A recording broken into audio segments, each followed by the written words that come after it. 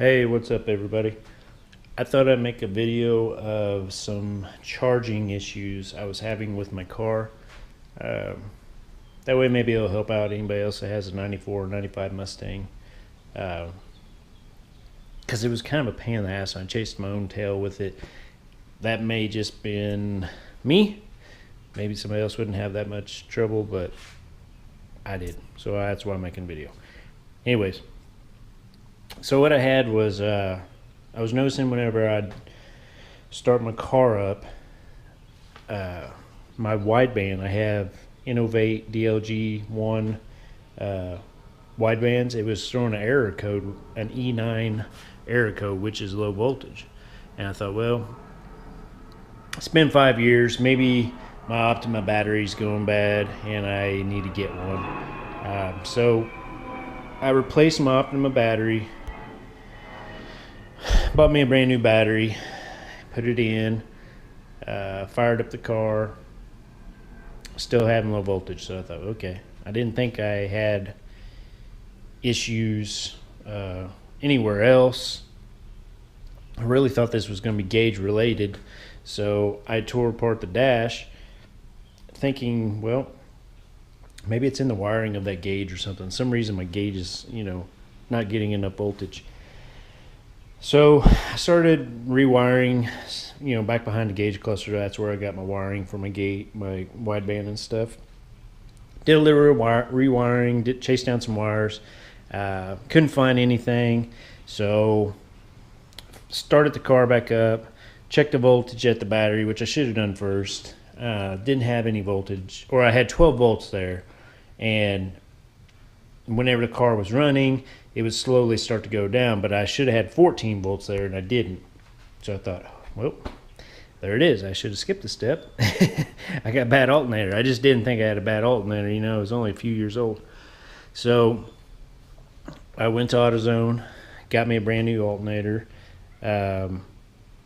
replaced the alternator, got it on, checked the voltage again with the car running, same thing.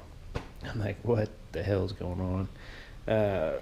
That's just my luck, to buy a part and it not be good. So I pulled the alternator off, went back to AutoZone. I was like, hey man, I need this tested because I think it's bad. I just installed it and I'm still not getting charging done. Well, they tested it out good. I thought, crap, what's going on? So come back. I thought, I really didn't know. So I did some research on the internet to see if anybody else was having this kind of problem, and I come across some write-ups about a fuse link, and I thought, what the heck is a fuse link? But it was supposed to be in between the wire that goes from the fuse box to the alternator. So I looked at it while it was connected. I couldn't really see any fuses in line, so I went ahead and pulled it out. And this end goes to the alternator, and this end goes to the fuse box. Well, I read on the label here, and it says fuse link. I was like, huh, that's it, huh?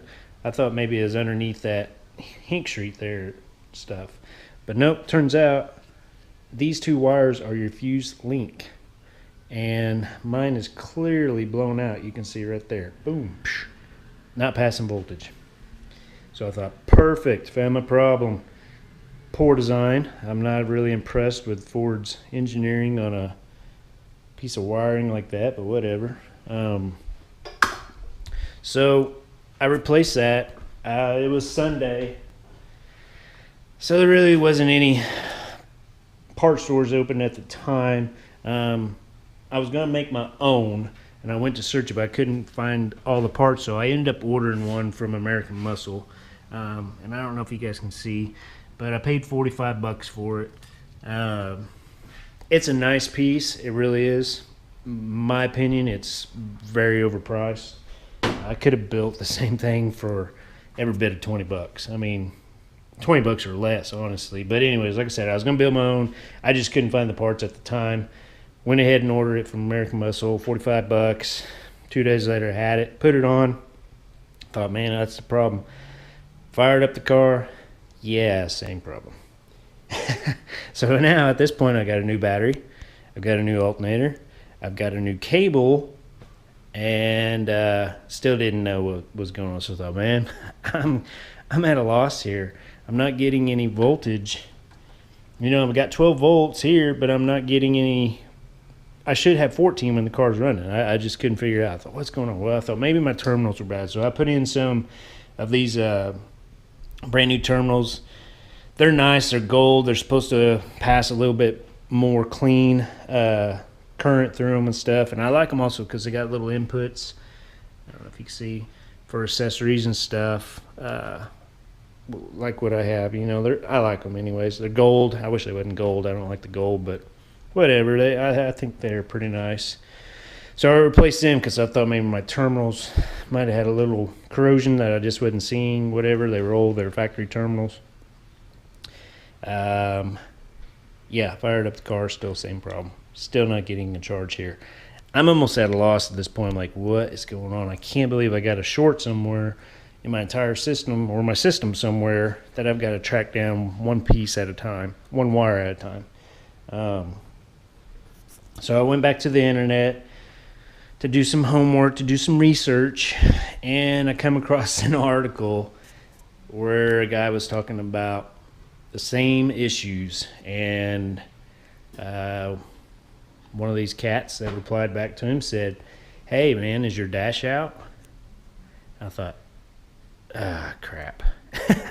So I read on, and yeah, the guy's dash was out. My dash is out. Apparently, you have to have your dash in, so it makes a loop.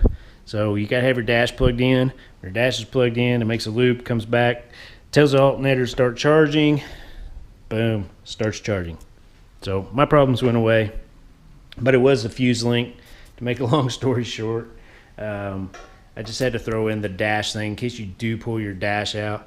You got to have it back in before your car will start charging, before your alternator will start charging the battery. But yeah, this is your fuse link. It goes from the fuse box to the alternator, that cable.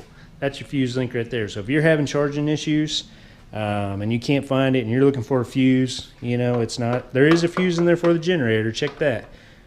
But good chance is it's this fuse link right here. Give that a try. Hope that helps somebody out. Otherwise, I appreciate it, and we'll talk to you all later.